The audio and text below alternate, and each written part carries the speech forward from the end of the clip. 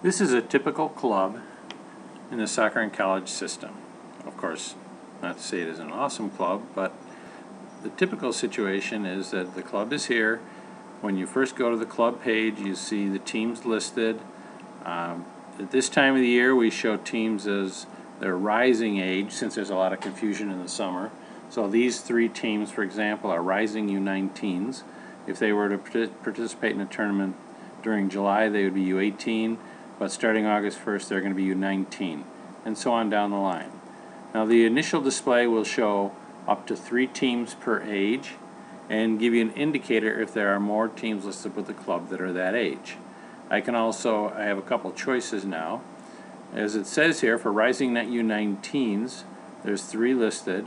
I can go to my ages and click Rising U19s, so that it'll just show me Rising U19 teams, but it will also show me all of the U19 teams that are listed with this club. I can also go to the team list by clicking here, which will list all of the teams. And in this case, again, these are the current U18 teams. If I change this to all ages, you'll see that we show every single team in the club. I can click team here to go to the team page, and the same thing when I'm looking at team details. I have a button that'll take me to the team page. I can also filter my list by, this is currently showing select teams.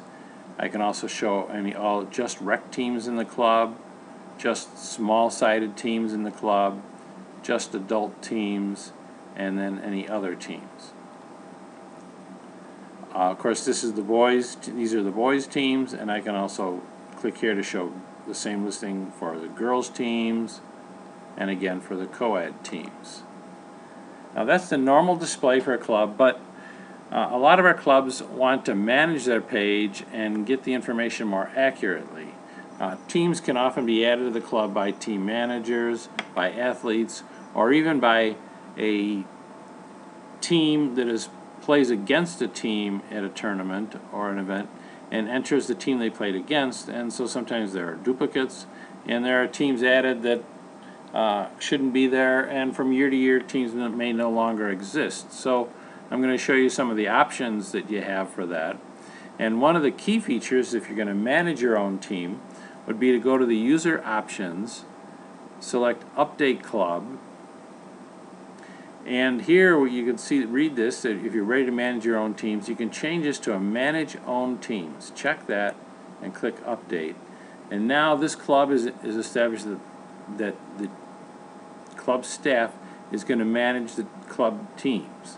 Now that doesn't mean that the same functions aren't available, but what it does mean is that what's going to show here in the normal circumstances will be teams that are certified by the club staff to be actual teams within the club.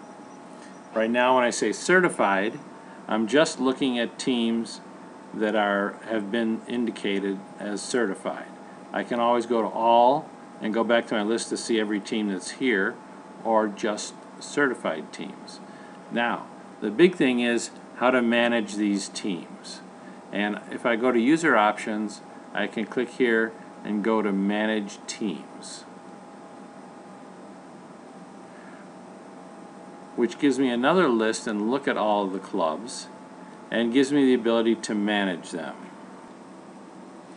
This yellow indicator that this team is a certified team within the club, and I can look at any team here, and I can look at my options on the drop down.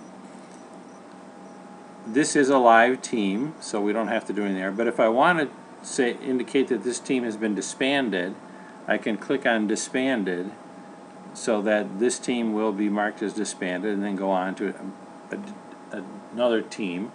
And I can mark as many teams as I want, and when I'm done I just click the update teams button. So let's go back here though and see what other options I have. I can say it's a rec team. I can say this team is in the wrong club, they don't belong in this club. Here's where I can indicate that a team is a certified team, that is certified to be a team in the club. So I could go through all the teams and just mark as certified every team that is currently a valid team playing within the club. I can go back and change a certified team to pending, which means it is not certified to be a team. Now, another important feature is that a lot of times there will be duplicate records for teams, or teams that have been renamed or merged into or folded into other teams. So I can take this team, which is the SSA Central Elite 94, formerly CFC Premier 94, and I can merge it.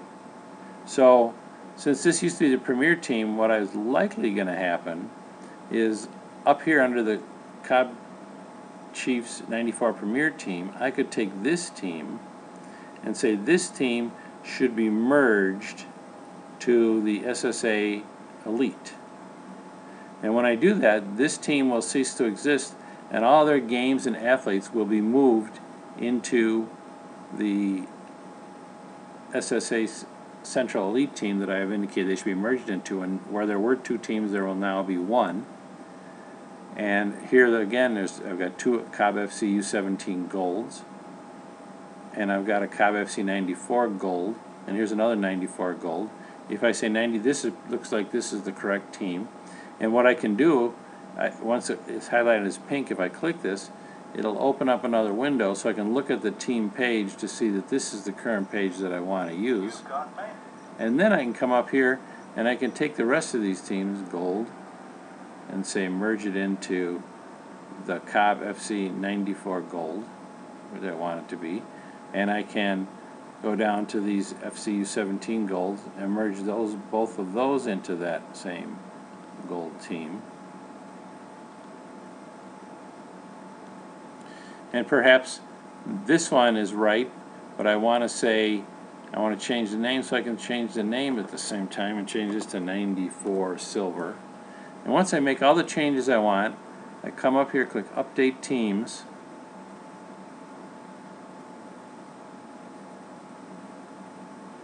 and we'll see now I have indicated these two teams are the certified teams, and you'll see now I only have one Cobb FC 94 gold.